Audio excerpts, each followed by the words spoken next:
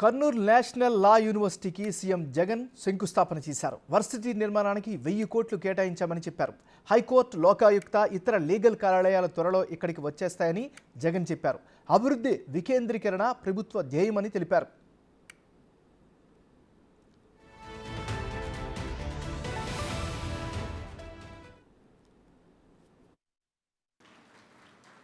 ఇందులో భాగంగానే ఈరోజు ఇక్కడ శంకుస్థాపన చేస్తూ ఉన్న నేషనల్ లా యూనివర్సిటీ.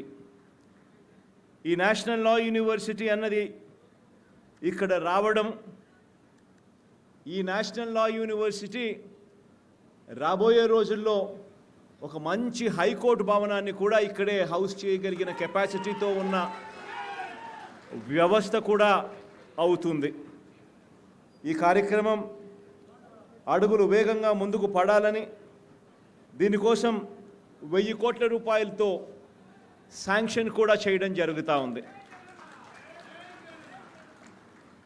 ఇక్కడ ఇదే యూనివర్సిటీతో పాటు న్యాయ విభాగాలైన state consumers dispute and redressal కమిషన్ను, ఏపీ లీగల్ మెట్రాలజీ కమిషన్ను, ఏపీ లేబర్ కమిషన్ను, ఏపీ వ్యాట్ అపిలేట్ ట్రిబ్యునల్ను, ఏపీ వక్ఫ్ బోర్డును, ఆంధ్రప్రదేశ్ లోకాయుక్త కార్యాలయాలను, అదే రకంగా ఎన్హెచ్ఆర్సి కార్యాలయాలు కూడా ఇదే మన కర్నూలులో ఏర్పాటు కూడా కానున్నాయని కూడా చెప్పడానికి చాలా చాలా చాలా సంతోషపడతా ఉన్నాను.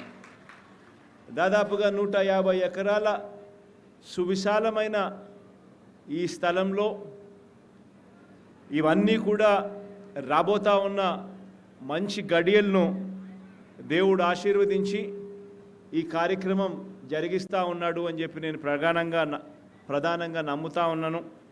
దీనివల్ల ఈ ప్రాంతానికి మరింత మంచి జరగాలి రాబోయే రోజుల్లో అని చెప్పి ఆకాంక్షిస్తూ